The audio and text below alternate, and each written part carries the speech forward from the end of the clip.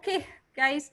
So I formally welcome all of you, all the beautiful, lovely ladies in the house today. I feel before everything else, every woman out here is a woman, first of all, a daughter, a sister, a wife, a mother. And yes, beyond these relationships, there's much more woman is all about. I'm really glad to see this extraordinary group of women from diverse fields of business, media, politics, fashion. So welcome to the house. Welcome all the viewers. Welcome all the participants who are all listening to us. I would like to start with introducing our panel today. We have Ms. Printi Shinde. She's a dynamic, inspirational leader and a force behind many women entrepreneurs. She's the member of Maharashtra Legislative Assembly and serving her third term. She is widely acknowledged for her work in the area of women empowerment through her NGO Jeju. Ms. Pariniti has been the voice of issues related to women empowerment, education, and healthcare in the Assembly. She has received many accolades for her social and development work. We have Ms. Khairul Nisa. She's the Executive Director of the World Trade Center and serves on the board of World Trade Center Association. She's a flag bearer for women empowerment and entrepreneurship with the Government of India and the state government of Uttar Pradesh. She has helped facilitate the growth of women entrepreneurs from 9% to 20%. That's quite a lot, Care. And she's been conferred many awards and accolades, recognition to and from state industry prestigious trade organizations. Dr. Ananta Singh Raghuvanshi, she's a business leader celebrated in the real estate industry for over 3 decades. That's quite a lot. A TEDx speaker with 35 awards and accolades, having launched over 100 products. Ananta has been the challenging and assignments of Executive Director DLF, Chief Executive MRMGF, and the country head India and Nepal as Senior Director. As Senior Director DMAC. Her current assignment is Senior Executive Director at Experian Developers, which is a 100% FDI real estate developer. Mrs. Nivedita Sabu is a renowned fashion designer with a gold medalist from NIFT. She is the founder of trend-setting global fashion label, Nivedita Sabu Couture. She was the youngest head designer at Urban Brands in the year 2001. Work has showcased at many fashion events globally, including the Cannes Film Festival and Paris Fashion Week. Nivedita is nominated as the founding curator for the Global Shapers Committee of the World Economic Forum. And we have Mrs. Smita Patil. After serving many top organizations in the leadership roles for over 15 years in the area of human resource and operations, backed by the family of political and construction professionals, she founded SSPL to become a trusted name in the real estate and consulting services. She spearheads sales, operations, and human resources at SSPL. So very warm welcome once again to all the beautiful ladies. Before I get started, I wanted to dedicate a quote to all the lovely women out here and the women who are listening to us today. And this quote is from a poet called Albert Camus, which goes something like this: in the middle of winter, I found there was in me an invincible summer. And he goes on to explain this, and it makes me happy, for it says, no matter how hard the world pushes against, there is something stronger, something better, pushing right back. And I personally feel every woman has this invincible summer within her. And she started to discover her worth with a very firm feet on the ground. Guys, before we get started, I'd like to just also put a very small perspective about the gender parity and a little bit about women entrepreneurship. And then I would give it to our panelists today. So gender parity is a universal problem. Our society, our workplaces are all reflective of this. A recent study by McKinsey says a women equality could add another 12 trillion to the world economy by 2025, and further adds on that women entrepreneurs are very critical to the economic growth of our the entire globe. A recent Harvard study talked about and found that women entrepreneurs they could outscore men in many leadership skills, which involve team working, innovation, and problem solving. And we also have read and seen many other examples of companies with female leaders often outperforming on the stock market than those led by men. But today, the fact of the matter remains female leaders still continue to face societal and self-imposed biases. Looking at a country like India, we are the 5th largest economy in the world, but our workforce of women still stands very low. Rather, I would say it's the lowest in the world, which stands at 23% against a global average of 40%. And the leadership level percentage goes even further down, and the C level deteriorates even further. So my very first question, which I want to pose to all of you, is about your journey and the learnings. And I personally feel these learnings come with age, they come with experience. You're all women with varied experience. You've spent many, many years in doing what you have been doing. And what to the people outside the world, it looks like that you have all the privileges because you're at a certain stage of your life, but not everybody knows the hardship one goes through. It might be very calm on the surface, but there's a lot of paddling underneath which goes in. So we can start with everybody talking about a little bit on your journey, one. And second, I would also want you to maybe give us a flavor of what are the elements or the values which you as a woman leader feel you bring into the table to create a growth which is sustainable for our societies, our business today that we all run. So we start with you, Ananta, and then we go on to our other panelists. Hi, Sonia. Thank you so much for that question. Sonia, as far as growth is concerned, the minute we all step out of our house and we go to our workplace, growth will happen if we are committed, if we are using the right values, the right communication skills, we have courage, all of those things are in place, the growth will happen. But when you talk about sustainability in growth, then it's a constant battle with your own self about learning, improving, and then perfecting. Because if you want to keep sustaining that growth, then you are in a certain way competing with yourself. And when you're competing with yourself, you have to keep adding to your qualifications, to your knowledge base, to your network pool, and to your vision, more importantly. So you have to push the limits, if you want to sustain that growth. If you are satisfied with wherever you are, and so each woman has a different goal, and depending on what her unique goal is, she has to decide where she wants to be and how she wants to be there. You also spoke about the struggles involved. I don't think it's hidden from anybody that irrespective of industry and irrespective of geography, there are very few women who are working in positions where they can change or make too much of a difference. Right. So there again, it becomes a very important point that girls must get the support from their fathers. Father's Day is fast approaching, and it's a big request to everybody. Wherever I meet successful women, they all have wonderful fathers who have not differentiated between the boys and the girls. And it's almost like an Akshay Kumar ad where he says, "Oh, the princess came and saved the prince." Please, whether you can give a lot of money or a lot of education to your daughter or not, give her a lot of love, because from that love stems confidence, from that love stems self-worth, and it keeps her strong through her entire journey of life. She will not have to look at a husband or a son or any other support mechanism. So strengthen your daughters. If you strengthen your daughters, they will become very strong, very good mothers. When you talk about improving the economy of the country, I mean, sustainable growth on a macro level, that also is linked. If 40%, 50% of your population is not contributing at all to income, and to revenue, even though a lot of them are capable, then the country itself will be on a different trajectory. If all the girls are in a position, 2 saal late shaadi kar lo, 3 saal late bache kar lo, but be a productive individual and reach your highest capability and limit. Whatever you dream of, achieve your dreams. Thank you. Thank you so much, Dr. Nanta. I would like to have Praniti. You've been smiling throughout.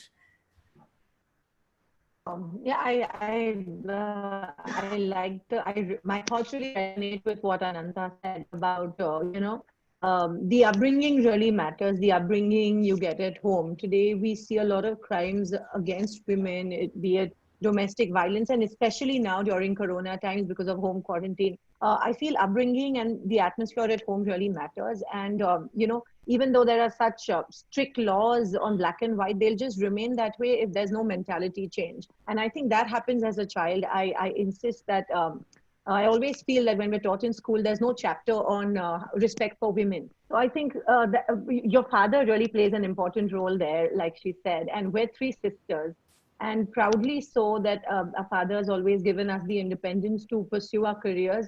And he's been the strength, you know, and so has the upbringing at home, and so has our mother.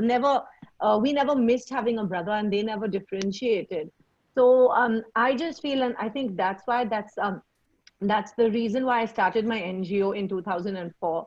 And of course, you know, him being a very famous politician, the start is always easy. I cannot deny that. You know, you have an established name behind you. I won my first election obviously because of my surname, and full credit goes to that. But it is a struggle. It is a constant struggle. I think nobody likes to have a woman in power, and not just in our country, everywhere in India, everywhere in the world. Nobody likes to be controlled by a woman. And I think more so in politics, it is really a man's world. And I feel it's a constant struggle, but you have to be, you know, sustainable. How do you be sustainable? How can you be sustainable? I think is just to be committed all the time, to know what your passion is and to pursue that passion, and to know that knowingly or unknowingly, you are inspiring someone. And there are a lot of women who look up to you, you know, be it Ananta, Nivedita, Herunisa, Smita, Ritu, or yourself. There are a lot of women who, like they say, Jane and Jane, they are looking at us and taking inspiration. I agree. So always to be conscious of what you're doing and to just, you know, have that fighting spirit. I think we as women are born fighters. I'm no feminist here, but I just feel we are slightly differently made from men in terms of having a strong mind. I guess also we're slightly differently made in terms of having the strength to bear any form of violence. But I think it is our duty to let women know that if you can tolerate all that violence, you also have the power to speak up against that violence. You have the power within you. You just have to use it correctly. And I think that's what I'm trying to do, you know, as a politician, but more as a social worker, to just get women along with me on the bandwagon to make them realize that they have certain strengths and powers, be it women who are involved in self-help groups or BD Kamgars. A lot of my constituency has a lot of BD workers. You know, it's a catch-22 situation for them. But it's unbelievable the way they function. And more than anything, they are the ones who inspire me to work better, because she's the single sole breadwinner for her family.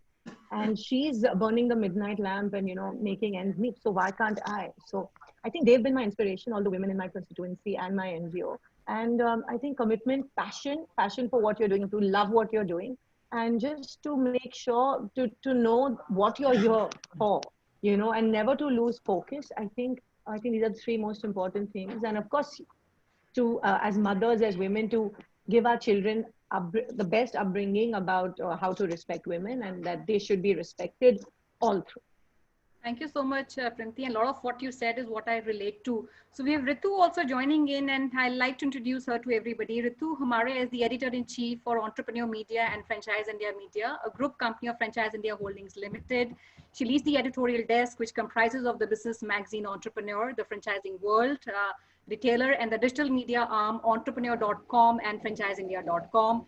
Welcome, Ritu. We saw you joining in the middle, and we were in the the very first question round that we had, and maybe I can repeat that for you.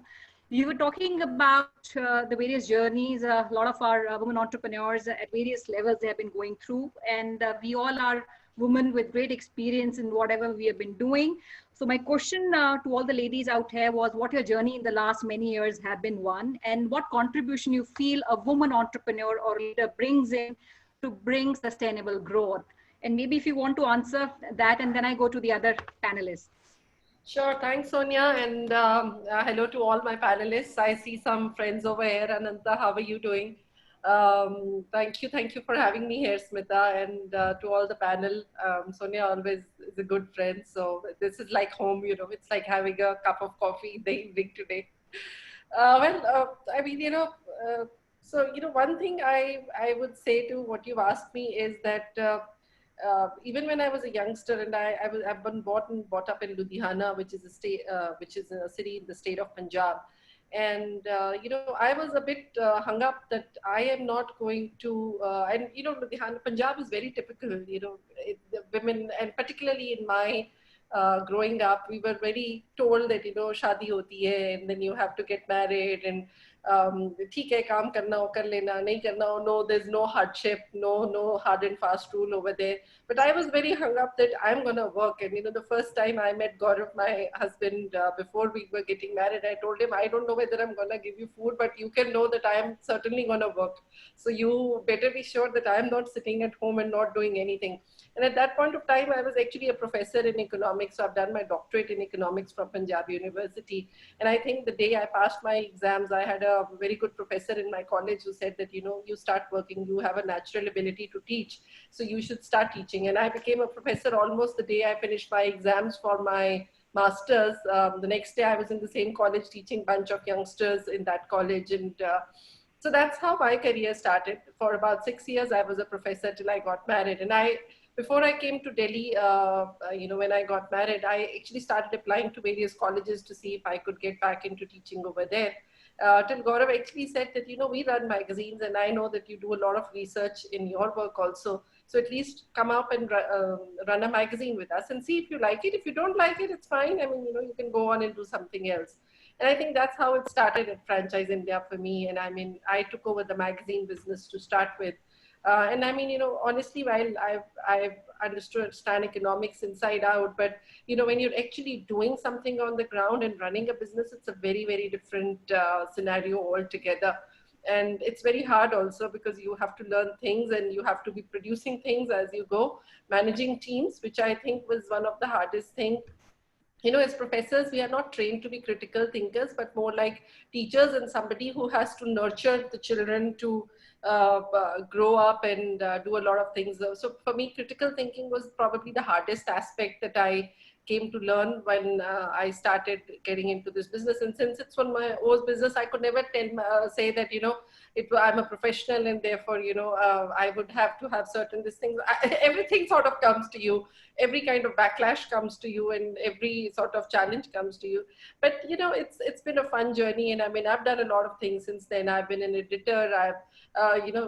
So I remember at that point of time, Gaurav was getting a company from London, which was a business coaching company. And honestly, I tell him that you couldn't find anybody else and therefore you put me into it because, there was at that point of time, we were wondering who would run it. And he said, look, you're into teaching and this is coaching and it's very similar, so you should do it. And I therefore got that business just out of nowhere to run and manage. So, but I think everything gives you a different learning. That coaching, I don't know how much it helped the whole the country, but it really helped me. I learned so many things from how businesses were run in UK and so many other countries, because we had like coaches from all over the world joining us at any point of time.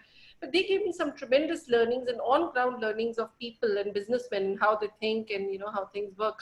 So I think that's been great. To answer your second question, Sonia, I think we now live in times where women don't have a choice, unlike which, as I said, I did when I was young, where I was told it's okay, you work, otherwise, it's okay, you don't work. But now that situation is totally gone. You have to work first. Marriage is something that will come much later. And even if you want to get married, good. Don't want to get married, fine, no problem. Get married at your own fancy time. But not working is not an option anymore. You have to be working. You have to make sure what your career is looking like. Right when you are at the age of 10, you need to start thinking bang on as to what is it that you're going to do and going to achieve in life. So therefore, I think that's what I have seen changing the most in these last 20 odd years, wherein women today are much more focused on the fact that they have to build a career. And later on, whatever other personal aspects of life will come. So I think, for me, I think that's the biggest change. And it's the best thing that could have happened to India, or perhaps anywhere in the world, where women, they become self-dependent. So then you don't really have to take a lot of shit that would come to you, as, the earlier speaker was saying that, there is, Praniti, she said that it's a man's world. I agree, it's a man's world. But, there can be a lot of things, a lot of shit you can avoid if you don't think like that. And you're self-dependent and you can earn your own money. I mean, I understand there'll be breakups, divorces, this, that, and the other. But I mean, nevertheless, being self-dependent has its own set of confidence building that it does for a woman. And every woman has to do it now, regardless of whatever it is that they are trying to pursue. So yeah, maybe thanks, Ritu. more questions. Thank you, Ritu. I'll request Nivedita now to perhaps express her views. I think so well said, and so many human touch points that have been addressed by Pranati and by Dr. Ananta and Ritu. I feel like as an individual, as a business person that came from a family of doctors, engineers, politicians, doing fashion was a choice that I completely made by myself 25 years ago, and it was a choice that was not very common at that point. We had only the first couple of fashion designers of the country. And then starting with one tailor and one machine in a small room in Kothurud, and expanding to where we are today as a global brand has been quite a journey. And I think what helped me through my journey and what I would say is, sustainability for a business, for a woman, for an entrepreneur is first the vision, to see what the market trends are going to be. How can you match your own abilities and your own talent to those market trends? And how can you be the best at what you do? Like, I feel like Dr. Ananta mentioned that, when you're constantly upgrading yourself, when you're constantly learning, when you have the strategic foresight to see what is going to work for the market, then that is something that I would say is the first point to do, to be an entrepreneur. The second being resilience. I think this COVID-19 situation, different challenges that have come to us right now have taught us that, just being resilient in what you do, making sure that you have an attitude which is never give up. And women are multitaskers, like women accept to being multitaskers, where it's not necessary that a home suffers because a woman is working. I think we just beautifully manage everything in one go. And when that is happening, just to not give up and, stretch yourself and have the tenacity to kind of look into all aspects of the business and of life is extremely important. Third, I would say, is adaptability. Like, I feel just to be able to adapt your businesses to disruptive situations, to be able to adapt to more relevant situations is extremely important. So even for us, like with the whole lockdown happening, or with demonetization and then GST and then whatever challenges that we're facing in the business, I think just to be able to reinvent yourself and see how can you support your team, how can you build their confidence, how can you build confidence in yourself, whether it's in development of a new product, whether it's in development of a new service, whether it's restructuring the organization, working on your systems, working on financial solutions. So I feel like adaptability is something that I would completely stress on, especially in the times that we live in right now. I feel as a woman, what you bring to the table is empathy. Because when you have empathy, you look at a business from a very different perspective. You're thinking of the yin side of the business. You're thinking of your team building. You're thinking of your processes in not a completely yang way. It's not always just about the profits. And that is what I feel is the crux of sustainability, is when you're not making the wrong decisions just for profit, but you're taking them from empathy towards your team, empathy towards the environment, empathy towards your, your clients, your team workers, the world on the whole. So what happens in this case is that you have such an all-round view as a woman that you generally don't end up doing anything out of this, completely yang aggressive way of thinking and saying, I want to do this, I'm going to do it, that's it. You're always looking at it from a 360-degree point of view, which I think is the strength that we bring to the table. And I think last but not the least is inclusivity and the measurement of effectiveness. Like, we may all be doing what we're doing, but to measure how effective we are being, what is the way in which we're impacting our businesses? What is the way in which we're impacting our team members?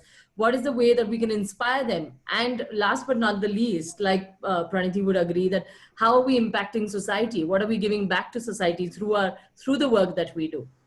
So I feel all of this together to make sure that your team is inspired enough, to make sure that that your product is authentic and is truthful, that that it's fair trade, there's no slavery, it's sustainable. Like, think about being a conscious consumer and a conscious organization. And I think that is something that I would especially stress upon when it comes to being a woman entrepreneur. And these are the ways to keep a business sustainable in the long run. Thanks, Nivedita. I think you have brought in the entire human values into the ambit. Very well said. Kya, can we have your views too?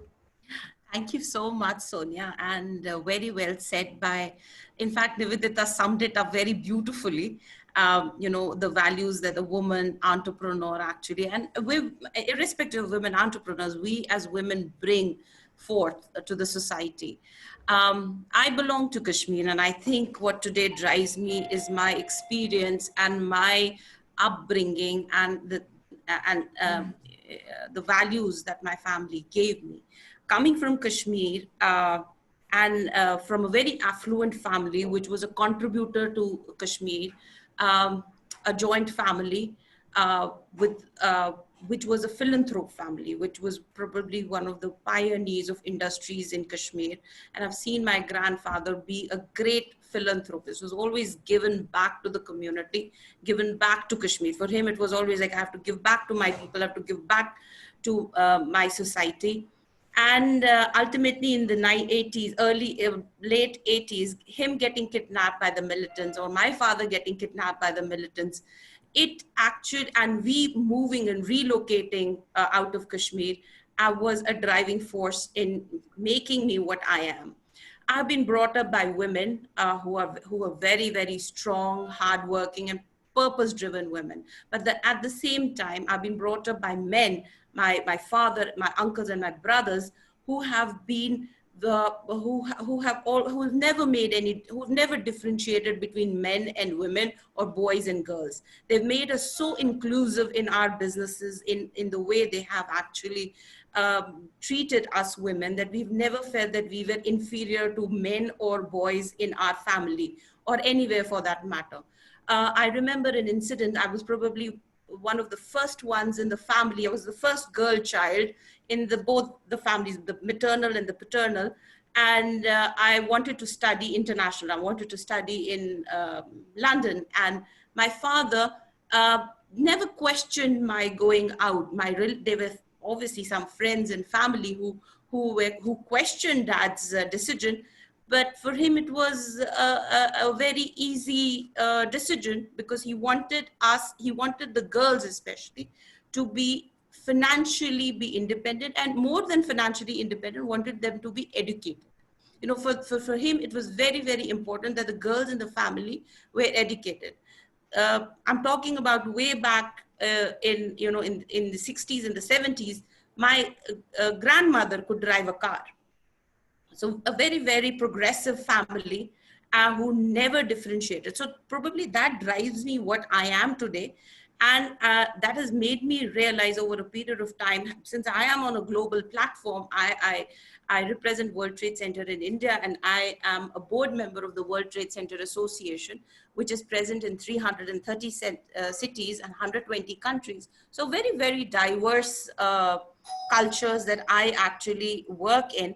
I've realized that no matter what, we Indian women are fortunate enough, because our religion, our traditions, actually, we Indians are the ones who have Indian goddesses. We Indians have goddesses. No other religion actually has the prophets or the messengers or gods who are female. So we are blessed with that kind of a tradition, and we respect women quite a lot. It's just about the progression, lately we've seen that, when it comes to, we've regressed lately, but ultimately in the past, we were very, very progressive as a country, especially when it came to women's rights. We were very highly progressive.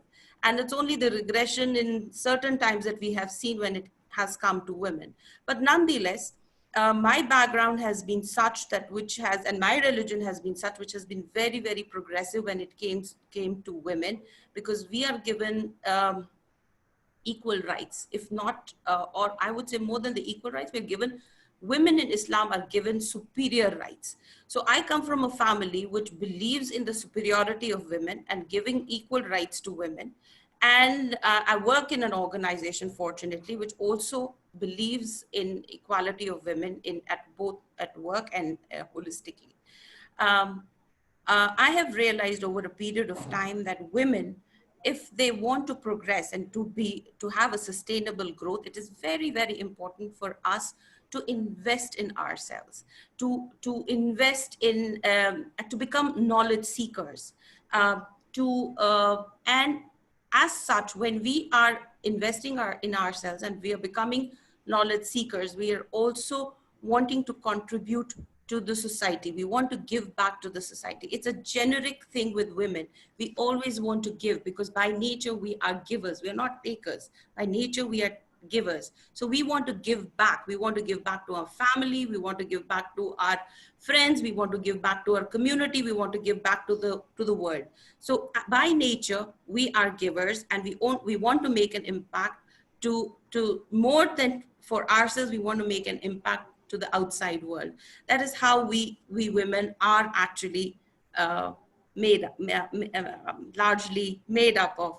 And we are, rightly Nivedita did point out that we women are compassionate. By nature, we are compassionate. We have empathy. These are inbuilt qualities that we women have been brought up with, or these are ingrained qualities. Empathy, we're emotional, we are passionate. I have heard many a times in various organizations or various forums, I've heard that women should not show their emotions. I disagree to that. Women should show their emotions, even if they have to show that. That shows that they are human, that they show that they are passionate about what they're doing. So it's very important that that they show their emotions, that they actually relate with the emotions and be passionate. It's very important. And another thing that I've realized over a period of time, that there's a perception with women that they want to be the stars. They want the complete spotlight to be on them. I do not agree with that. I believe that women do not want the spotlights. They in fact want to, they actually want to make an impact, not be the spotlight. They want to help others shine, not shine for themselves. They don't want to be the stars for themselves. They want the stars to shine for others. That's what we women are. And I think that globally I've realized that we women are alike in every way. You know, we want to give, we want to make an impact, we want to make a difference, and we want to embrace our traditions, whether it is Brazilian women, whether they are American women, whether they are Indian women. We all want to embrace traditions. That's one thing that I've realized all across. Thank you so much, Claire, and very beautifully put. I would say, hearing all the women panelists, I'm myself very inspired by everybody's answer. Thank you so much for putting all this together. As my next question is to you, Praniti. You were a 3-time MLA, and I can, looking at you, and you started very young. You must have been very young when you contested your first election. You are a daughter of a very strong politician, Shri Sushil Kumar Shindeji, who's also a former Minister of Home Affairs, a former Maharashtra Chief Minister. When you started your political career, how difficult was it to cope up with the pressure of expectations of people around you? And I would want you to consider your answer in the light of the fact that women have held important posts, political posts in the country, from president, prime minister, and also chief minister. But still their voices go unheard and their contributions are sometimes sidelined. Over to you, Praniti.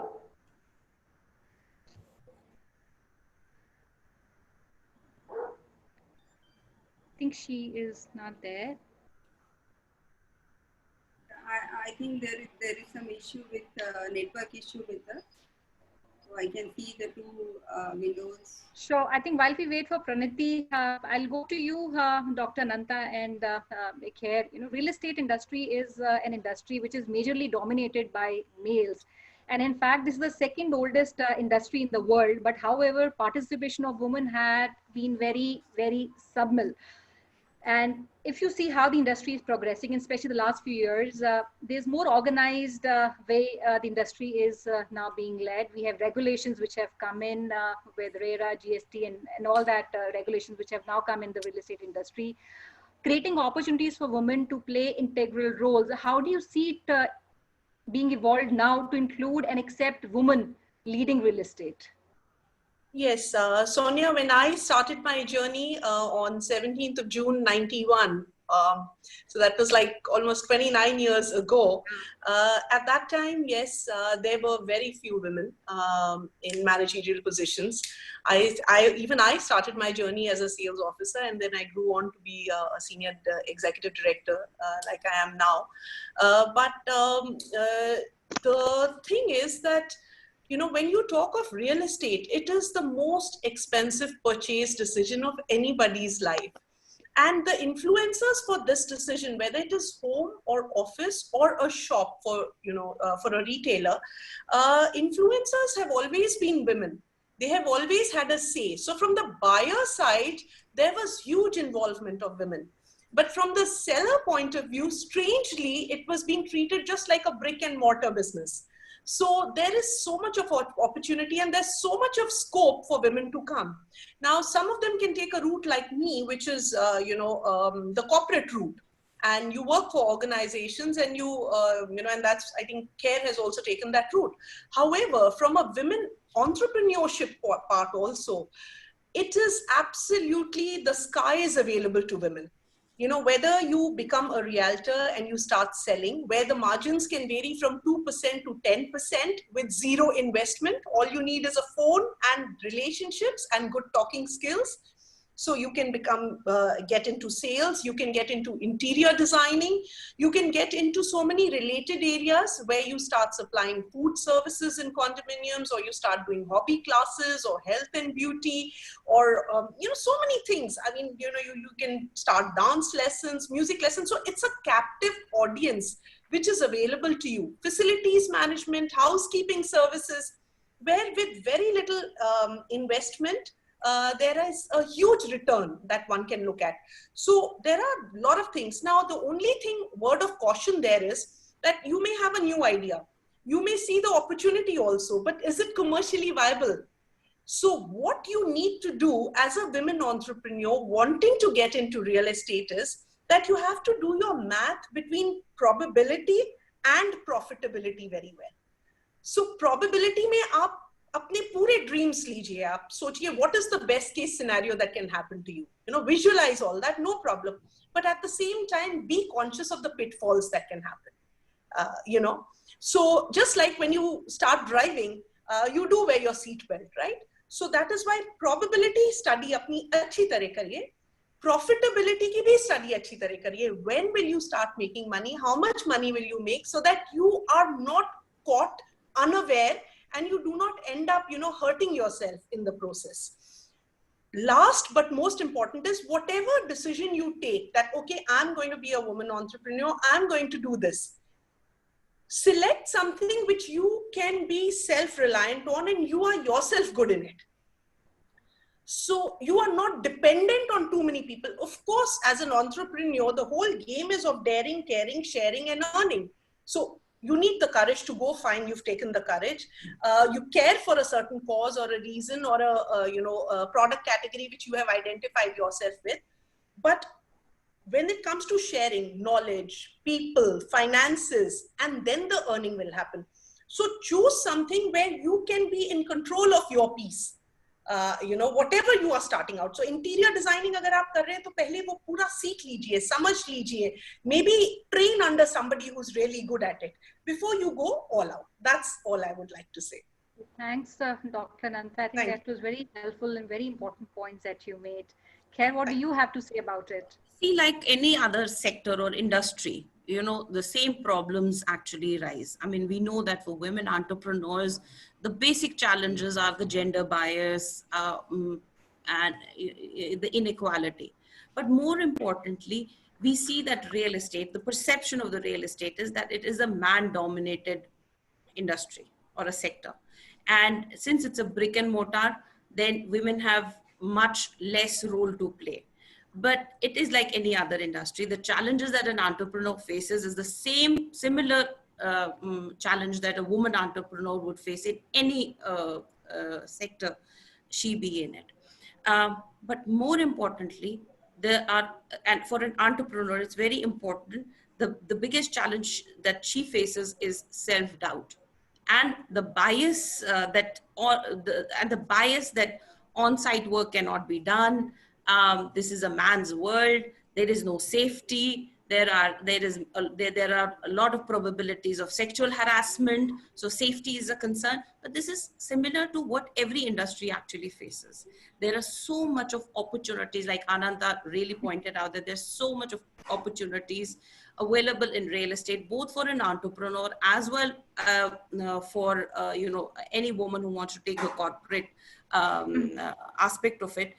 Huge opportunities, whether it is design, whether it is project management. And I feel a woman can really succeed, and a woman entrepreneur can really succeed in project management, because as a woman, cost, time, and quality, these are inherent qualities that a woman actually comes up with. These are something which a woman does not have to learn. She has time management, she has quality, she does a quality check, and she has a cost control. These are three traits that any woman are built with, right? So she can make use of these three traits, and then, which is actually what a project management requires. She can really excel in project management.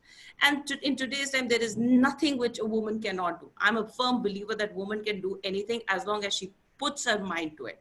And she can do much better because she can excel in it. Excellence is something which is, again, something which I believe that women need not learn. These are traits that she actually comes up with. So a woman can play a key role in real estate. And she's just not, and she can really add a lot of value to an organization with her competence. She just needs to get out of herself the bias, the personal bias which she has, and the self-doubt she has. Else, Thanks so much. this is an industry where a woman can really excel, because she's a great influencer. Whether it is in selling or buying, she's a great influencer. Thank you so much, Kev. So we have Pranti back. Pranti, I'm not too sure you heard my last question. If you want, I can repeat that. Sorry, yeah, no, I had network issues, so I had to move out. Yeah, sorry about you, and we missed you that time. Pranti, my question to you was, you're a 3-time MLA, and you started very young that time, and you still look very young. And you're also a daughter of a very strong politician, Sushilji, and he's been a Minister of Home Affairs. He's a former Maharashtra Chief Minister.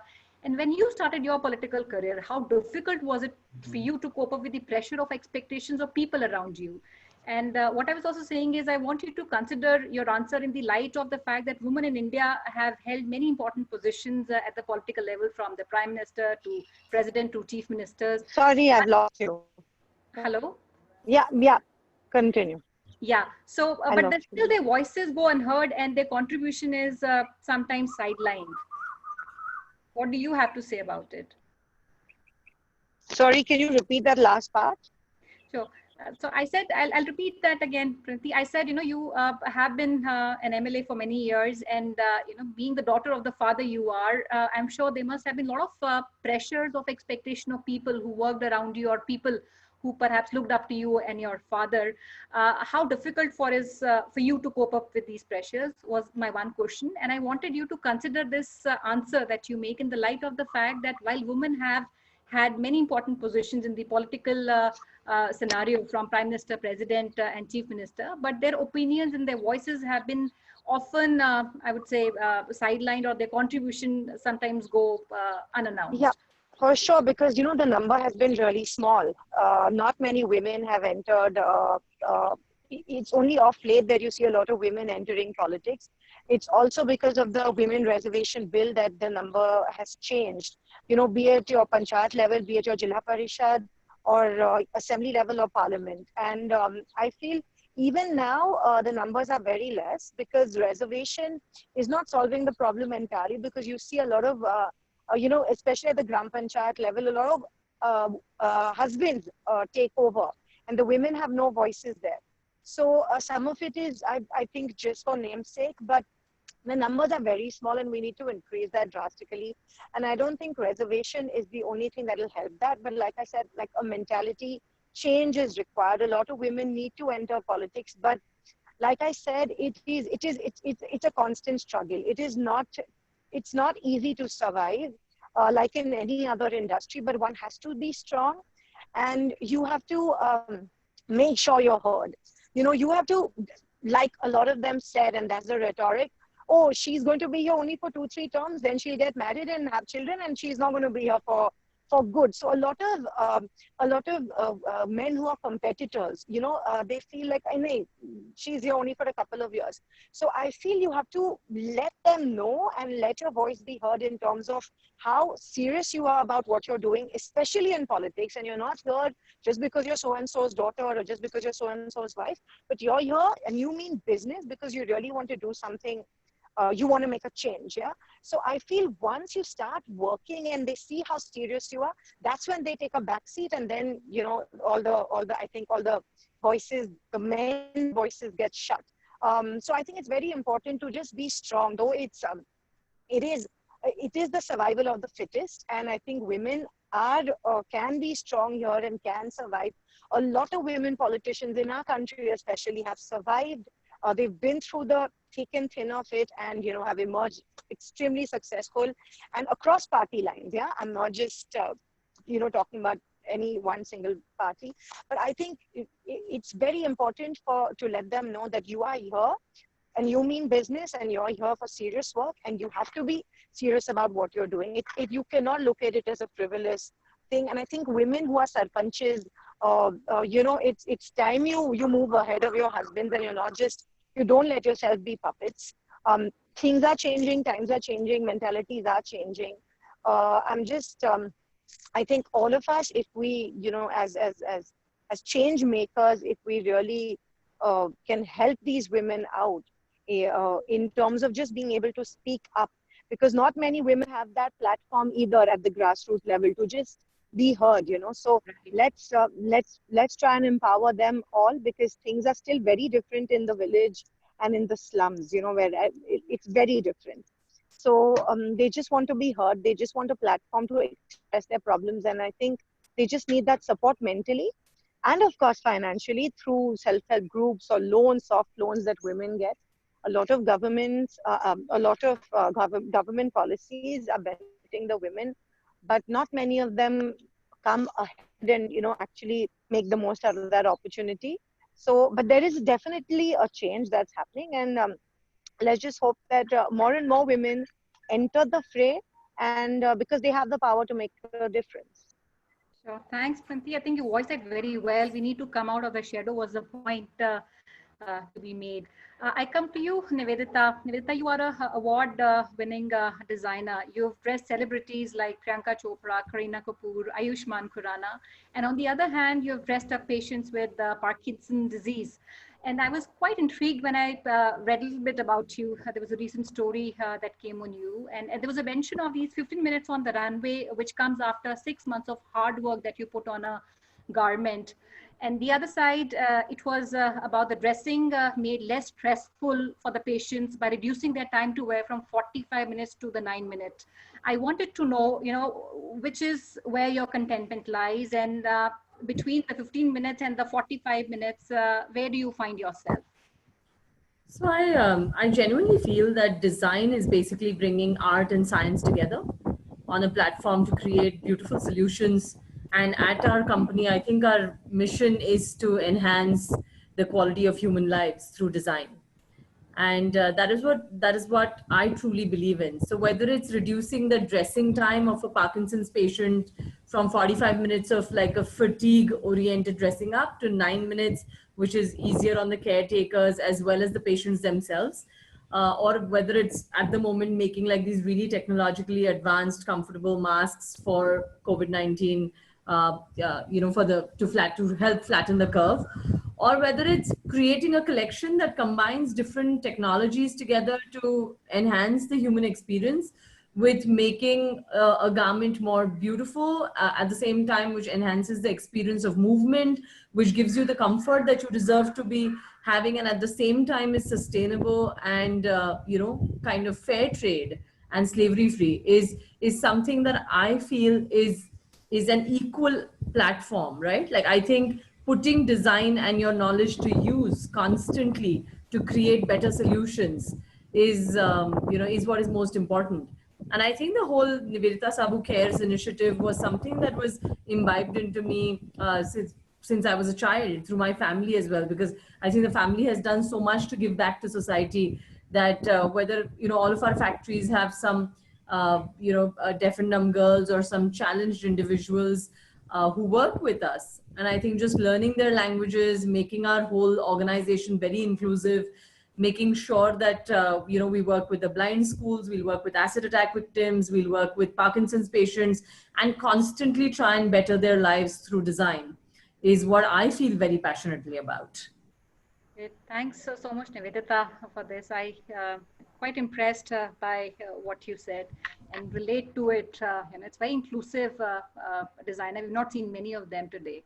So Ritu, I go on to you. Entrepreneur is a dedicated platform, promotes entrepreneurship globally, and you yourself have been part of this ecosystem, and you've seen that very closely at a micro level. And the media covers women and entrepreneurship at all levels, aspiring to be and the most successful ones. How do you see the entire landscape of entrepreneur as far as women is concerned evolving? And how do you see the future of work for women entrepreneurs in this?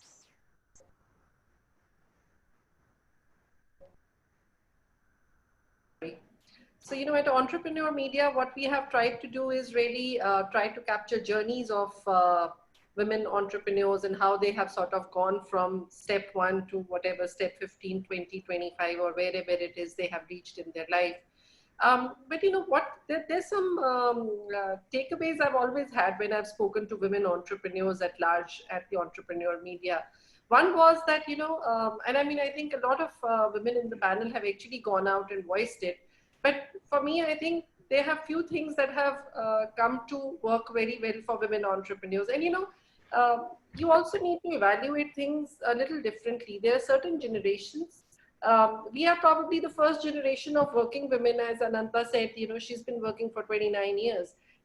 So we are, in the sense, the first generation of women who have worked for those kind of years where we have got to understand work and home and children and, a lot of other priorities that we have.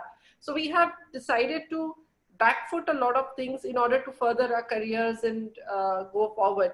So I think this is one commonality that I have been able to find across women entrepreneurs is that, they've sacrificed a lot along the way. And I would not even want to call the word sacrifice. I mean, that's what you commonly said that, look, we've not done this, that, and the other. But I feel that's the only way to grow. I was hearing Nivedita, and I really feel that, she mentioned the word empathy, and I'm totally with it. Empathy is really what makes businesses very good, very social, and also be able to meet the needs. But I think that in a man's world, empathy is only something that works against you when it comes to your business. So you have to be able to balance both. You have to be able to balance empathy with critical thinking in order to really achieve what your business is going to achieve. Another thing I feel is that, this is again an observation of talking to various women entrepreneurs, women at 35 tend to go down in their productivity. After 35, till 35, they start their careers at 25 or 22 or whatever, and they're very productive. But at 35, 36, their life, even if they get married or not, I've seen that their entire spectrum starts changing a little bit. They become more relaxed. They've already reached a certain echelon and they don't want to sort of push themselves beyond it. It is the push that they give themselves at 35 or 36, which defines their success till 50. So I think what you do at 22 will take you till about 33 or 34. But at 34, what you'll do, which is so much pivot that you will take you or make you successful till 50, which is something I have realized when I have talked to a lot of women entrepreneurs and women entrepreneurs who give up that, so you have to, one thing is of course that you have to constantly upgrade yourself and your skill set and your competence levels and whatever work it is that you're doing. But regardless of that, I feel it is about constantly pushing yourself to go ahead, which will keep you going, because in a man's world, they don't stop. I've seen men become extremely channeled at 35, women become less channeled at 35. They want to take things easy, they're starting families, or something or the other happening in their lives. I think that's not the time to give up. And that's the hardest time, because you're gonna have to manage so much around you. Your parents would be aging, so you have to manage them.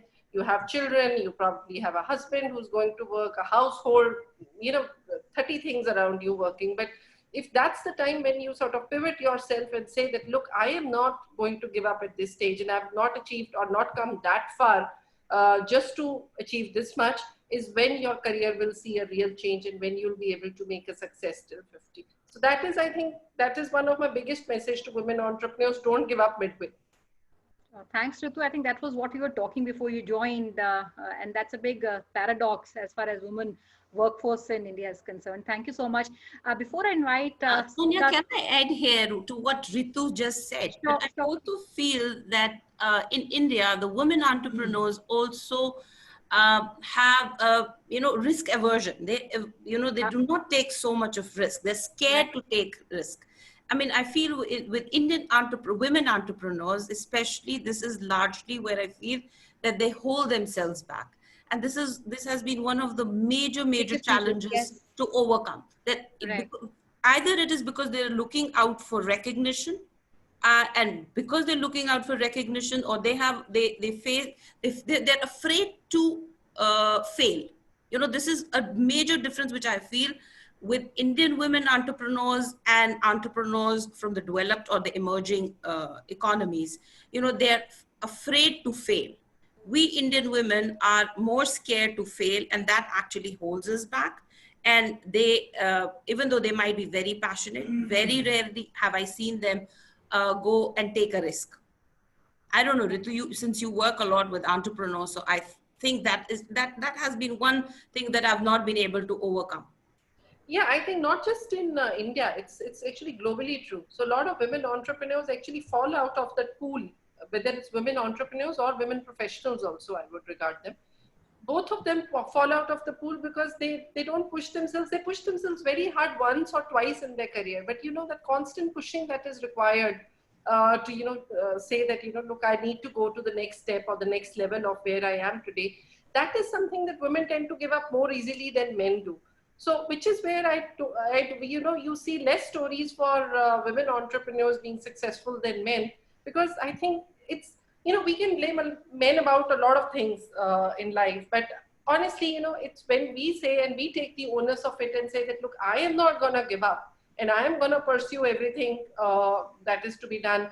I'll tell you my own example. So my daughter was born when I was about 36, and so we do this one really, really big show, which Sonia knows. It's like we were discussing about it. Event. And the day my daughter was born, I was supposed to actually go to our company's annual event and open the speech. And I was lying there in my in the doctor's room and saying, you could have hold on. I would have just made at least the speech at the annual day and come and have this delivery done. And she said, no, never mind. You're so hung up on talking. Why don't you just talk? I'll listen to you.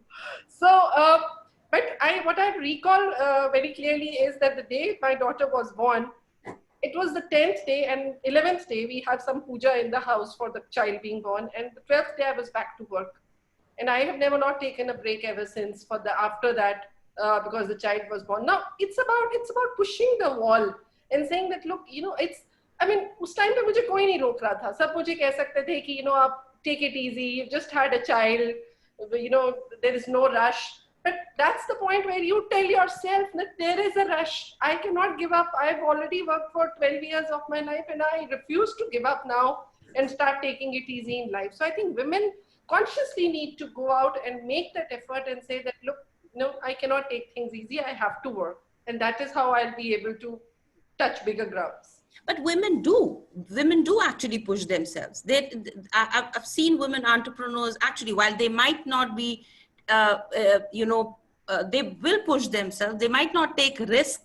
There is a fear of that risk of taking risk, but they do push themselves. Women do not give up. 7%, honestly. Largely, they don't give up. There's a never give up attitude with women, especially with women entrepreneurs. Giving up, Kate, it's really about being able to, I said, push to the next level. There is the difference between these two things. One is persistence, but one is really, that extra strategizing that you need to go from here to here.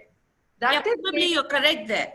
Probably you're right there, because largely we've not seen much of innovation coming from women entrepreneurs from India. We've Correct. seen that lack of innovation there. Yes. Yeah. I mean, limited innovation. I would say lack of, I would say limited innovation coming from Indian women That's because entrepreneurs. they essentially bound themselves, get binded at a certain level, and they don't go beyond that level. It's not so much about risk as it's about a mind problem to say that itna hi ho sakta hai. Leap of faith is what is required. Correct. So that is, I think you need to just, wherever you feel challenged to say ki bas aur nahi hoega, that is the point where you need to start running the race again. Yeah. Thanks, Ritu and Care. We'll have to move a little faster. We just have the next half an hour here, guys. I have, before I invite Smita on and ask the panelists, I wanted to pose one last question to Smita before she takes on to put her questions. Smita, you have a very sound background. You come from a political background. You've been doing a lot of social service, education, and various other businesses which your family has been attached to. But you were the only one from the family who stepped out to work. I wanted to understand what difficulties in the last many years of your own personal or professional experience that you faced, and what are the opportunities that come by? Smita, over to you. Thanks a lot, Sonia. Thanks for the question. Actually, being born and brought up in a Marathi family, like it is not very much focusing on a girl child to be independent. But still, like my father had that mindset that the girl should educate and be independent. But when I have completed my graduation and then I got married, so I have studied for 2-3 years more for the post-graduation, and then I started working at very junior level. I just wanted to learn the things from scratch, and that decision of mine to work at a junior level was not liked by my family actually.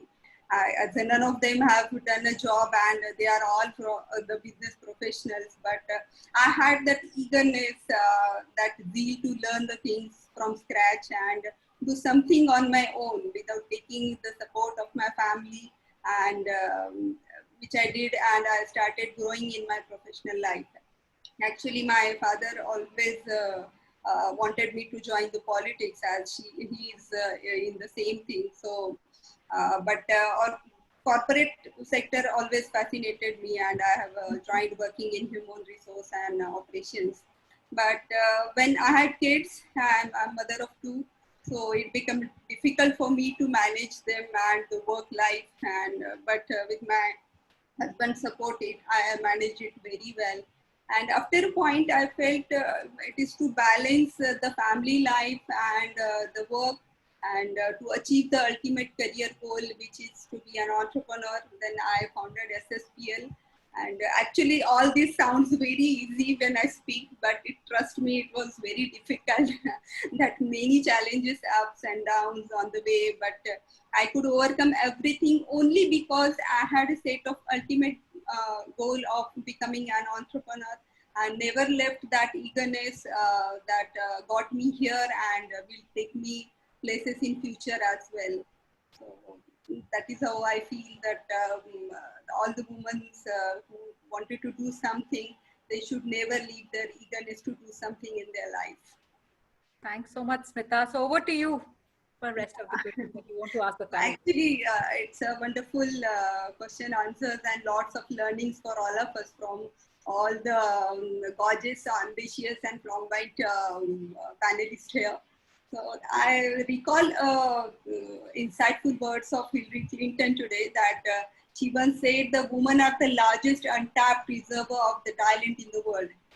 And then I wonder that what can be done to untap this reservoir? Who are the people who can guide me on tapping of this immense talent, and can millions of the women around the world become an entrepreneur? And many more questions like that. And then again, I came across to one more quote by our esteemed panelist Praniti. Like she says, it's time to be the revolution, and for it will contribute in developing the society. So it really very motivating for all the women out there. So my question is to Praniti, that you have been very actively involved in social work for a very young age, and as a youth leader. Do you think that we need more youth, especially women, coming to a social work and politics? And what are your suggestions on the youths watching us today? Because like I've seen you said that the reservations and everything, it is not working the way we wanted to work it out. The government had taken lots of measures. They have reserved many seats, and but still it's not working. It's just for the sake of name that. But behind that lady, of course, the males are working. So what do you feel? So what message you would like to give to the youth? Like you mentioned, reservations, it's a first step. It's a baby step towards women empowerment. But there are still, I don't want to bring politics, but it's still not passed in the Rajya Sabha, so still across party lines, still all of us have the same mindset towards women and women entering mainstream politics. I think things will not change, and everybody needs to be on one page. And I think I just urge a lot of women, and I have seen the difference in the past 10 years because I started as an NGO in 2004. A lot of women actually run non-profit organizations, which is also very inspirational.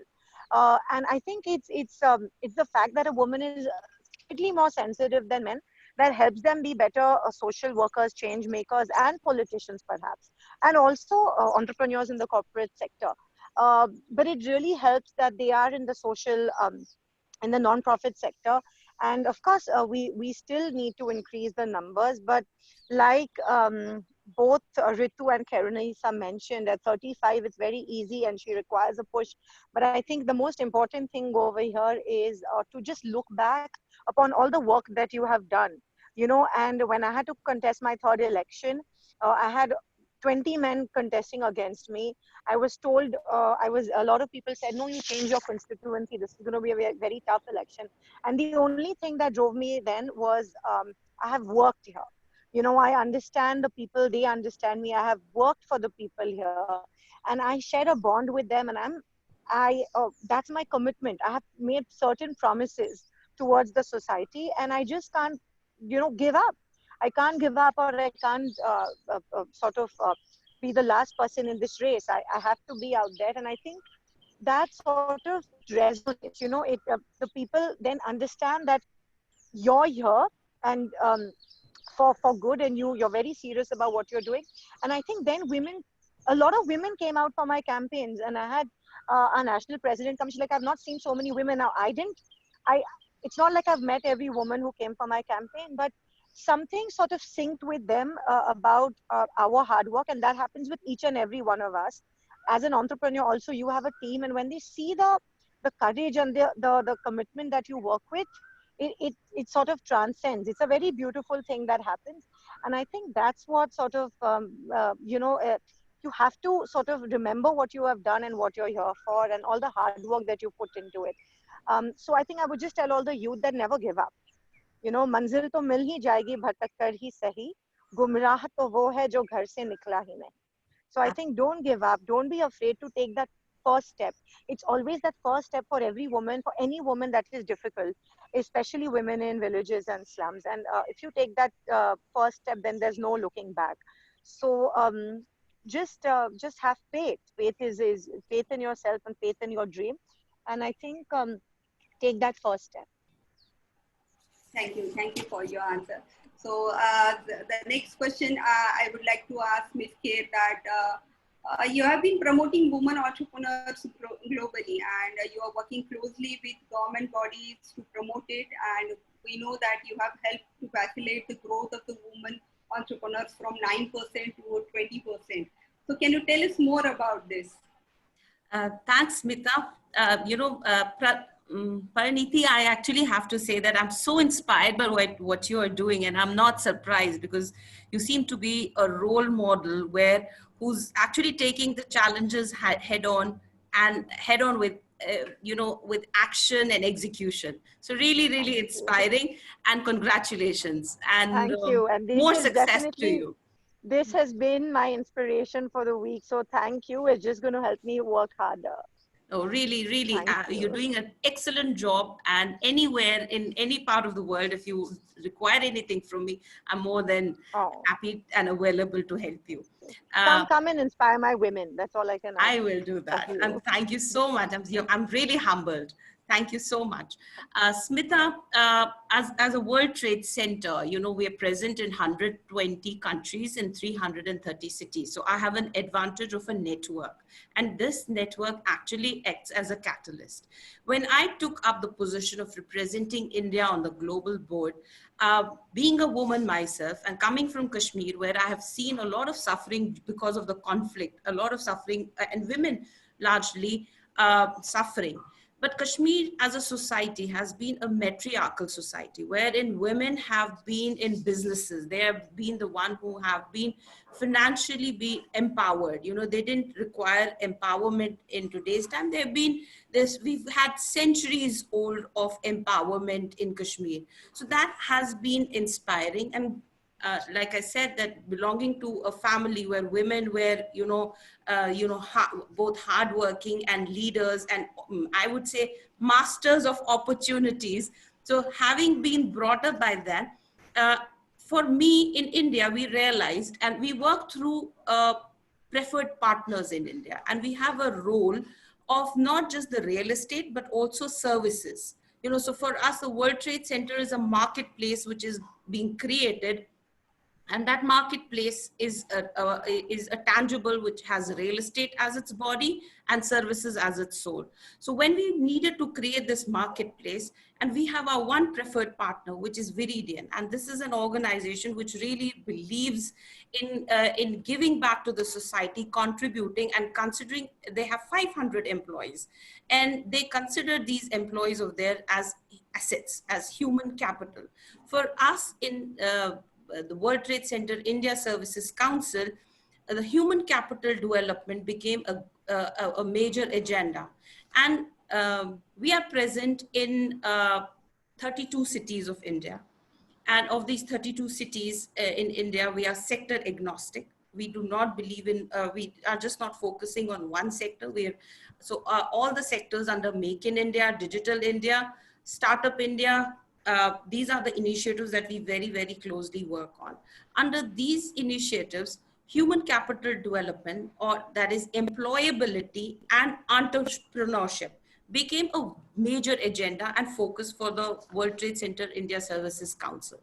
And we have been working under the human capital development, we have been working on developing Center of Excellences, whether they in Chandigarh, for World Trade Center Chandigarh, it is focused on food and agriculture. In Noida, it is focused on electronics and mobile. We have an initiative, which is a joint initiative with the UP government, which is Mobile Open Exchange. In Gujarat, we have a Center of Excellence, which is focused on technology and artificial intelligence. We are actually right now working on artificial intelligence Center of Excellence. At the same time, we're working on pink collars. In India, we've heard of blue collars, but we've not heard of pink collars.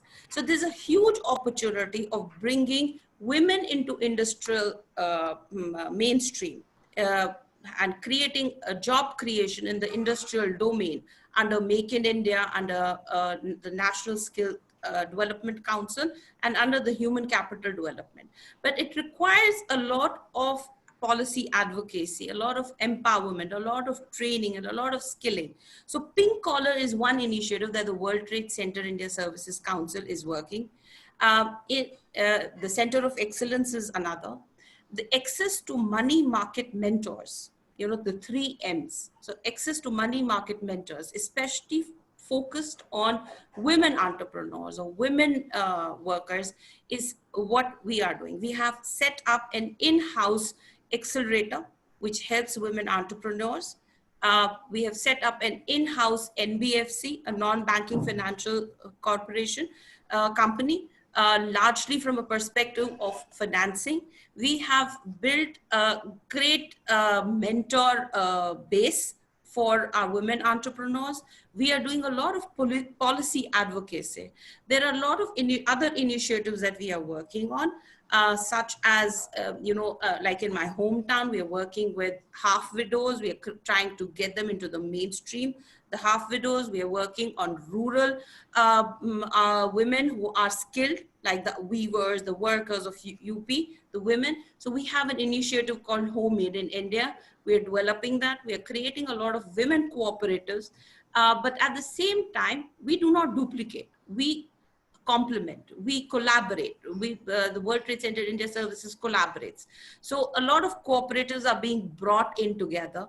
And so to create a base for a Home Made in India, because as a World Trade Center, we have an advantage of a market, of a network. So creating that opportunity and excess of markets for these women entrepreneurs is what we are very, very largely looking at.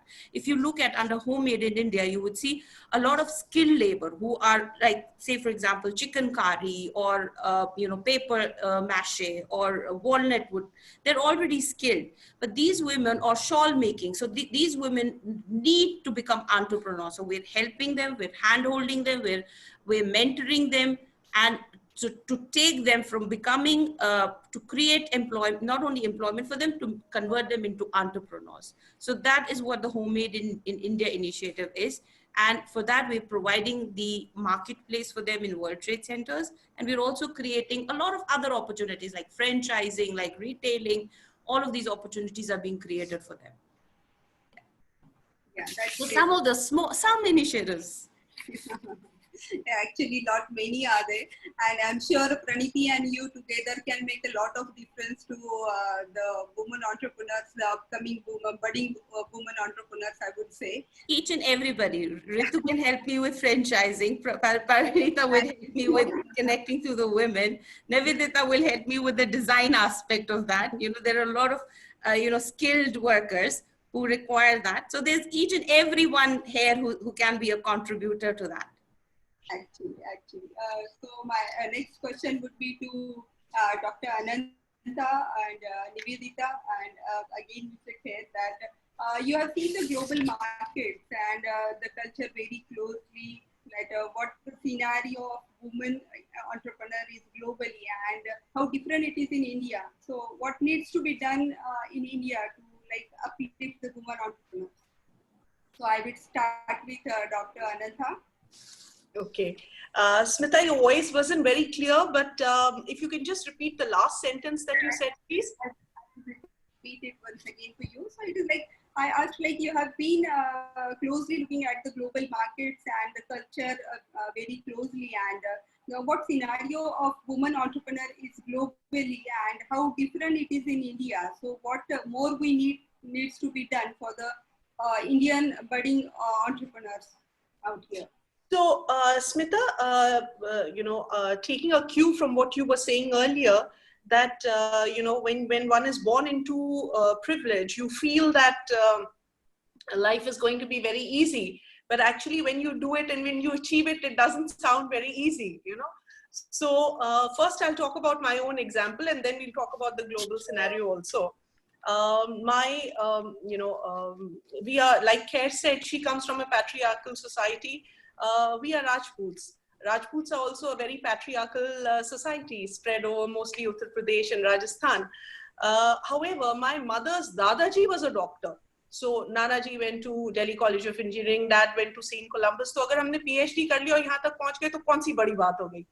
But when you talk of a woman's journey, Ritu has a very good point. Other than your own dreams and your vision and wanting to make a place in the society and being financially at a certain place where you wish to be, there are a lot of other things that happen. So I was 21, 22 when I was already married and I started working. So all my education happened with my job. Managing the home also happened. If there were hobbies like music and stuff like that, so the Sangeet Prabhakar also happened after that. The TED Talk also happened after that. All those 11 publications that I've done also happened after that. So it is, whether it is India or it is globally, the first thing is you as a woman. how determined are you to keep pushing yourself, keep pushing yourself, keep pushing yourself? So if in academics you want to reach the summit, you can do it. You want to be married and do a job, you can do it. You want to be a mummy, a best mummy, and still be a good professional, you can do it. You can do everything. You want to sing, you want to dance, you want to write, you want to do theater, you can do it all. But you need to be very disciplined. You need to manage your time very well. So whether it is in India or it is globally, the environment is the same. When you step out of your house, and especially when you go into areas where there are very few women, there are two things that happen. One thing can happen is if you're in organizations like the type I have been with and the type that CARE is in, where you are respected for your brains, you're respected for your commitment, you're respected for your knowledge, and you have a voice. But there are also so many of my friends and colleagues whose stories I have heard where they are seen as a tigress surrounded by hyenas. So even out of that, women have to come out because the guys are meeting, they are whining, dining, and all they are doing is criticizing a lady there. Nothing else. There, it's important to take a step back, do course correction, be in an environment which is conducive to you. When the right job doesn't exist, with your confidence, with your courage, be capable of creating it. And so that's where a lot of women entrepreneurs start from also, to be very honest with you, because not everywhere do they find the environment that they are looking for, you know. And when they don't find that environment, then it's important to be courageous enough to come out. Globally, one thing is there that people are used to seeing women working. In our own families also, believe me, everybody is told, man kare to kaam karna, hamara kaam hai tumhe padhana likhana. Nahi man kare to don't be under pressure. Do as much as you want, you know. So while you may be born into an environment which is full of education, which is full of ambitious people, which is very progressive, where everybody is coming to support you, you know, but at the same time, those who are not in that environment, we all, it is our moral duty to reach out to them. I'll be happy to train anybody in selling property, in selling whatever, anything that they need to understand or learn. Take as much as you can from me, you know. But again, my appeal is that please go back to the little girls. And if you train those little girls from the beginning to actually have the confidence in themselves, you know, then all these things about domestic violence during COVID or somebody, I don't have any role model.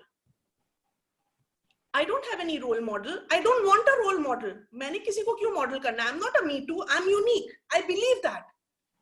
I know what I want. But those who do not know what they want, first, we have to identify what's good in them right at the school level, you know, and what they can say no to, where they can draw the line, you know. All these things have to be taught very early. Vishaka guidelines ab aayi hain, you know, start early. So it is for us to empower our women. Globally bhi same story hai, nationally bhi same story hai. Women who are knowledgeable, who are confident, who are determined, who manage their time, who push the limits, who do not worry about what the world is saying, because they believe what they are doing is right. They do not need anyone to motivate them because they are self-motivated, you know, and they do not get power mad when they get designations and positions. The better qualities, the better feminine qualities of creating, preserving, nurturing life, they come alive. And similarly treat their organization also like their baby, like their home. You know, those are the ones you see successful here as well as abroad. So I do not think that globally there is any difference. I just feel that, you know, wherever our entire society up north, south, still there are areas, east, still there are areas where girls are treated differently. And like CARE said, we have goddesses whom we worship and we fast and we wash their feet and we do all that. Men do all that in our country. But even if you don't do that, just make all the girls feel safe, make them feel like equals, stop discussing their looks, stop discussing their characters, see their brains, treat them as equal, and you've done your bit. That's all that is required out of men. We believe in equality. We don't want anything special. If you're working 12 hours, we'll work 14 hours. If you're an MBA, we'll do a PhD. It's But that give respect and get respect. Feel- That's all. Give an environment in real estate and the corporate sector to the girls that they feel like coming, and even after 35, they keep on coming. They don't take a backseat ki ye shauq pura ho gaya, ab ghar baith jate. The man at home will also respect you if he knows she is staying with me not because of social and financial security. She is staying with me because I am me. And all the girls, please marry for romance, marry for love, marry to make babies. But when it comes to financial and social security, be your own person. You know, you should be known by your name, not only by your surname. And I think that is what all of us on this panel have tried to do in our lives. And I think that's the reason why Ritu and Sonia have put us all together here. And I would request the same out of all the sisters who are watching this show. No wonder, Ananta, you are my inspiration. Thank you, Khair. I love you. Thank you. No, that's very true. I think to know your job, to be updated, to make sure that you're on top of your game, whatever you do, and to be respected by everybody around you for your knowledge and for your capabilities automatically earns a woman respect. So it's, I completely agree with Dr. Ananta that whether it's globally or whether it's nationally, I think what really matters is for you to know the details and the technological challenges, the platforms, the information, the knowledge, the HR skills, the administrative skills, to really run your business in a way that will be, absolutely world-class as a human being. And then it won't matter whether you're a man or a woman, because you will get the support, you will get the respect that you deserve. Of course, in India, there is, like Praniti said very, very rightly, and I do acknowledge that the situation is very different today in the villages. The situation is very different in the slums. And, all of us who live in the cities probably don't understand, that situation of rural India too much as yet. And there are a couple of challenges that are still to be fought there. But like I said, if there is no conditioning, if there is, if there is no preaching that there is a glass ceiling, and if women are truly loved and supported, and then they have role models like Praniti, like Dr. Ananda, like Khair, like Ritu, like all of us, where they're seeing that the world is welcoming them with open arms, and they don't have to think twice before achieving their highest potential. So today, in fact, I was writing an article for a newspaper, and very interestingly, I was coming across countries like Germany and New Zealand and Finland, which are run by amazing women. Currently, there are more than 37 CEOs who are women in Fortune 500 companies. There are more than 244 female billionaires, in the world. And I think that itself, like for us to empower our future generations and to truly not make a difference between a man and a woman, and for everything to be dependent on talent and on passion and how much knowledge you possess and how much experience you have at what you do, and to be able to truly work in cohesively with each other and to earn respect for what you do is, I feel, the most important thing that we can spread the word for. Absolutely. Yeah. Thanks. So, Ms. Khair, would you like to put some light on the same? See, I think while there are challenges and opportunity, challenges in India for a woman entrepreneur, but there are also opportunities. And one of the major opportunities that I've seen here is that there is an opportunity for creating a level playing field for the high impact employment creating entrepreneurs. That's number one. Second is that we can, there's a huge opportunity for ambitious solopreneurs and small business owners for them to scale and to become high impact entrepreneurs. Third is that to expand the funnel to get more women to start enterprises. There's a huge opportunity in India for women entrepreneurs. Fourth is to build, strengthen, and scale productive rural agripreneurs. You know, in India, we have not actually worked with agripreneurs, but there's a huge opportunity for agripreneurs to be unlocked, the potential of women to be unlocked there. So that, I believe, is a major difference. You know, forget about the differences that, you know, when it comes to internationally, the women and the society is more evolved there when it comes to gender parity. You know, the society is more evolved there compared to India, but we are learning. And this creates a lot of opportunity for us. So I love India. I'm such a patriot about, you know, India. I believe in India. That's the reason I've taken on an initiative of building Indian champions. Forget about getting, you know, under Make in India, getting international companies into India. We Indians can create champions. We can build champions. So I'm such a believer in doing that, and thinking that India can do that.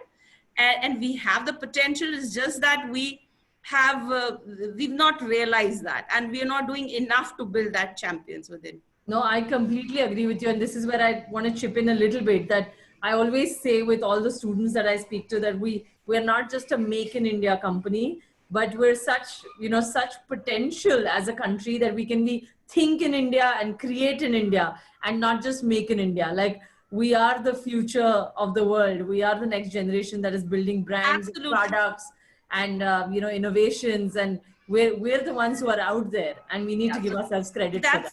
So I believe that this is the right opportunity for us to build Indian champions, and women can be a force to reckon, and Indian women especially can be a force. So that's where I see 4 opportunities for us, you know, to unlock for the women entrepreneurs in India. Basically, high impact employment, creating entrepreneurs. We need to look at that. We need to, you know, create, scale up solopreneurs and business owners, small business owners, expand the funnel to get more women to start their enterprises, and to strengthen and build and scale productive rural agripreneurs. We're an agro economy, and food sustainability is going to become the next thing for us. You know, so for us, we need to get what we have. We need to be creating a value chain of what we have, rather than going for greenfield. We need to actually look back within our traditions. And this is what the Prime Minister has also actually talked about, that we need to look within. And we need to find within ourselves what we have, rather than strive for what we don't have. And I think we have a huge potential, and women can unlock that potential in India. So just to add to what Khair said, you know, she's pointed out 4 areas. I'll point out one more area, which is that every woman should learn technology. Coding is not something that is extraterrestrial. It is something we all need to know. It is going to be as important aspect of our lives as probably everything else. You know, it's like coding will probably become what I would say is using WhatsApp in the next 10 years. So therefore, please learn. Every woman should learn basic coding, so that if she wants to put up her own app, her own website, she doesn't really have to look here, there, and everywhere just to go out and do it. And she should be able to understand that technology to be able to put out her product, services, or whatever it is that you're doing. So I would say it's the foundation thing that today needs to go in for every woman, in fact, for everybody now. So coding is something which is education, pure education, basic education. So please add coding to it. Every woman entrepreneur should take time to learn it, or even somebody who's looking to become an entrepreneur. Knowledge, you know, any skills, you know, we all see what you're talking about, Ritu, is about skills, inculcating skills. You know, just because we become an entrepreneur does not mean that we're not going to build skills. We have to build in skill sets which are required not only from the industry, but overall. You know, skill sets need to be developed.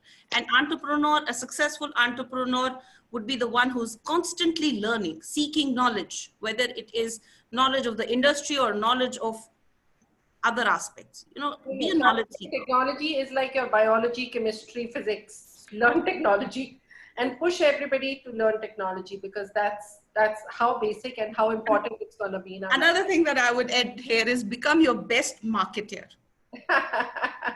Yeah, that's true. Your personal You have to brand, market yourself and you have to become excellent in marketing yourself. personal branding is very To add, today every business has become health and technology business, irrespective of what you're doing. So technology is something I second is very important for every entrepreneur, every individual, every professional, perhaps to bring in their lives. Yeah, absolutely. So my I just want to, this has been a very enriching session, but since they're Yes, all entrepreneurs, and they always, you're always looking for something new. We have 50,000 women in my constituency who roll BDs, yeah, and they're going to soon go out of employment because the BD industry is going to shut it down.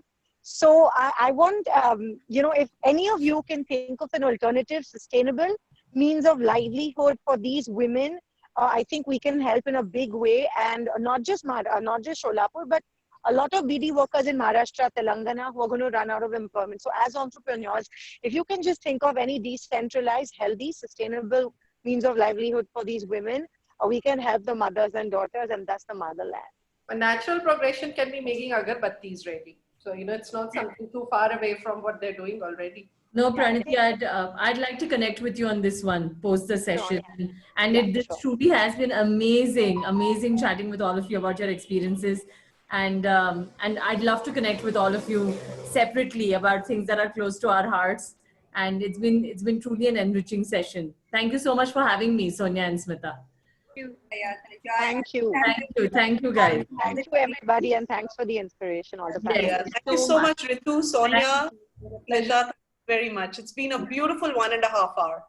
Absolutely. I really don't know how this 1.5 hours actually. We're going to see everybody stronger and more positive at the end of this lockdown. Sure. Yes, absolutely. One thing I would like to ask to Ritu ma'am actually. So one last question to you, ma'am. Actually, every human being's inner need is knowingly and unknowingly to be validated by others. That we seek approval. It starts from the parents, then the teachers and the colleagues at work, and the social media likes and comments and how many viewers are there right now as well. So another huge way to seek approval. So overall feel goodness of ourselves. So how important or unimportant is validation for you? And I am not what I think I am, and I am what I think you think I am. So please comment on this. Is that for me? Ritu, just one sec. Sorry, Smita. I'm so sorry, but I need to run into another meeting. It's been lovely. Thank you so much, all of you. Bye. I'm with you, and All I'll the best. connect with you all separately. Thank you. God bless. Stay safe. Thank you. I think social media is really all about that. It's about being social, as far as I am concerned. So whatever validation you are looking at on social media is really about how you. So it's changed. I would say the whole structure of social media has changed from the days it started to what it is now. Earlier, it used to be a place to broadcast. Now it is a place to give curated opinion on something. You just don't go out and start shouting like people do on Twitter or used to do. I feel that's become much lesser. It's not about just shouting and saying that, look, hey there, I'm present, look at me, notice me.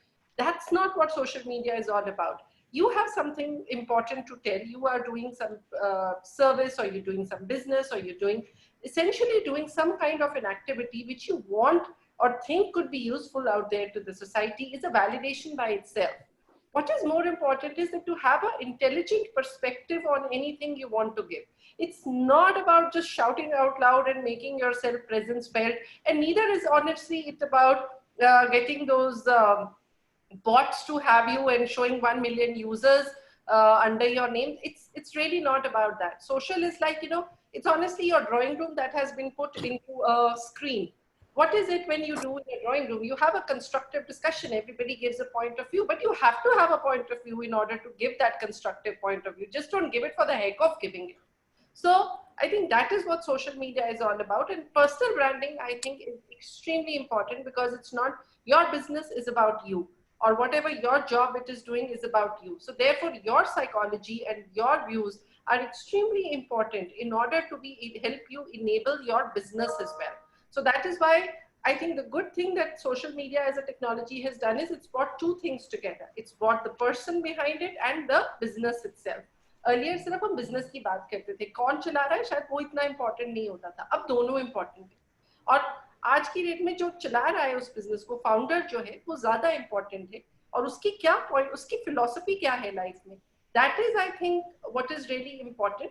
And I personally feel that another 5 years down the line, the more honest people will be on social media, the better will be their following, the better will be their validation, as you said, compared to people who are just trying to make a lot of noise on social media. I think that is something we'll probably see a stark difference in the next 5 years. You really have to sort of differentiate between the feet and the shaft. और आप बड़े आराम से कर लोगे 5 साल के बाद. अभी शायद इतना नहीं हो पा रहा because everybody's trying to jump on it and trying to sound extremely important. But going forward, yes, that's what's going to happen.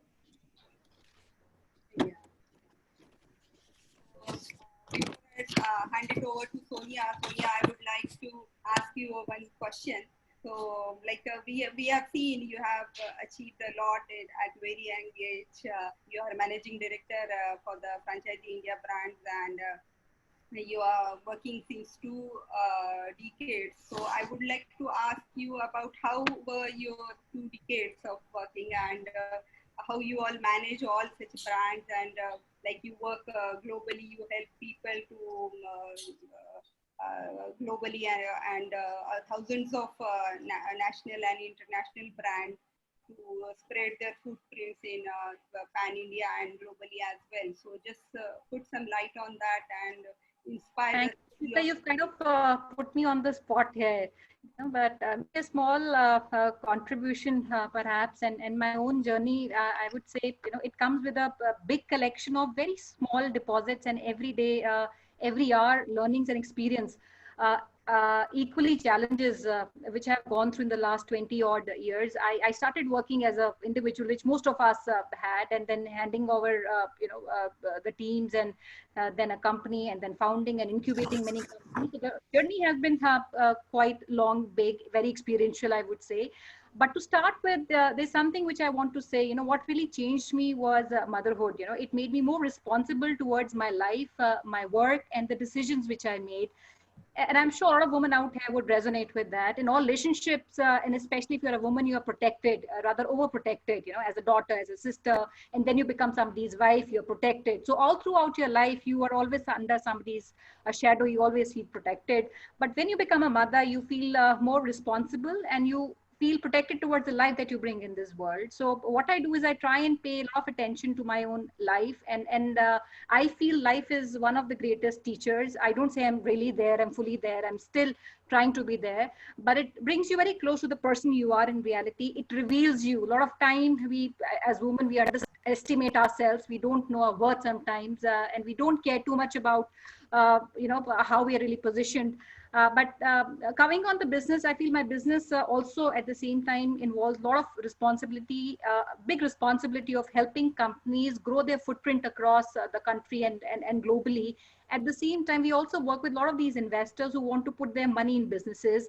And most of these times, these investors are very, very vulnerable, and it is their lifetime money which they want to put in the businesses. And the role that requires is a big accountability towards community at large, and not just the investor or the brand, because all the businesses that we sell are touching a lot of communities.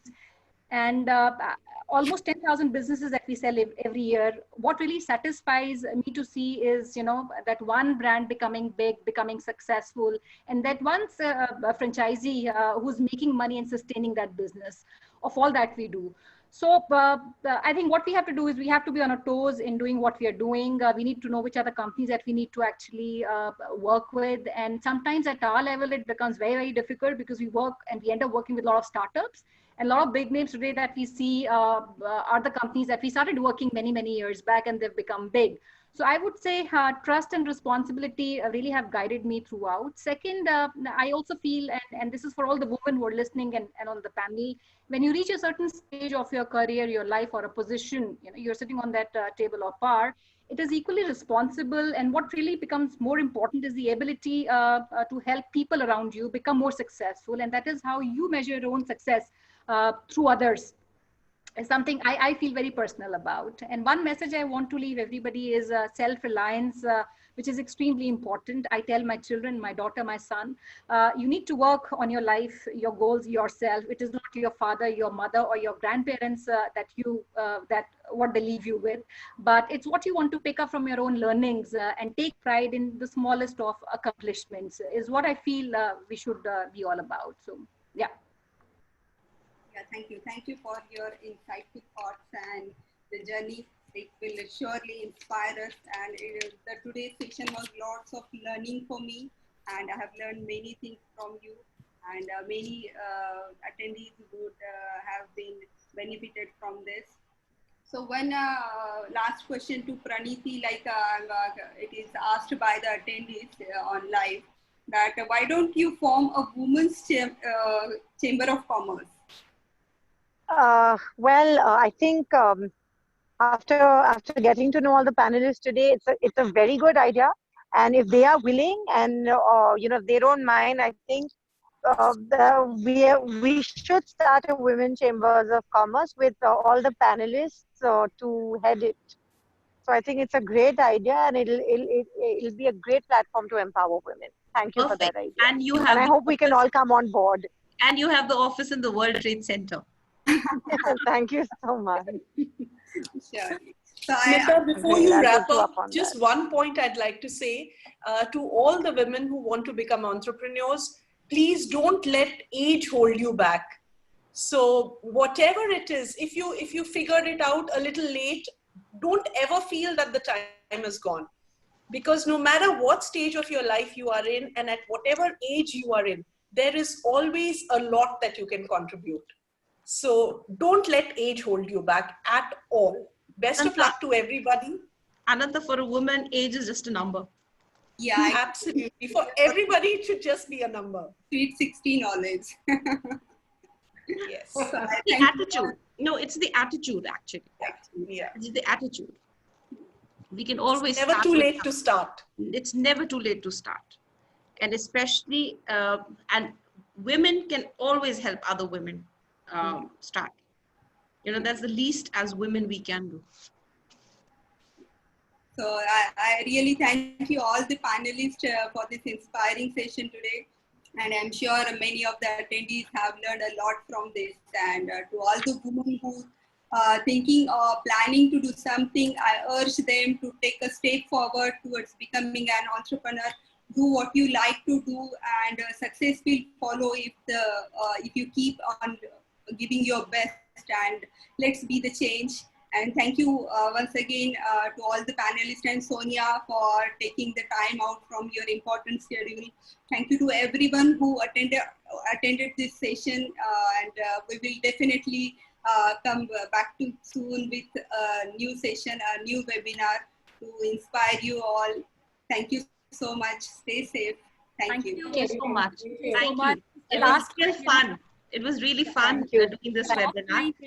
I would say, with the blend of social purpose and business acumen, Indian women are going on their onwards journey to change the perceptions and creating the prosperity not only for themselves, but for the community and the country at large. So be tall, big and stronger, and let's together build this community. Thank you so much. Thank you. Thanks a lot. Thank you, everybody. So Hope to see you soon. Smita, I think we should sign off with this commitment from you that you're going to connect all of us for the Chamber of Commerce for Women. Sure. Yes. And it will help us. Yeah, we should do that. Yeah. That's our takeaway from this session. Thank you. Thank you so much. Take care. God bless. Bye-bye.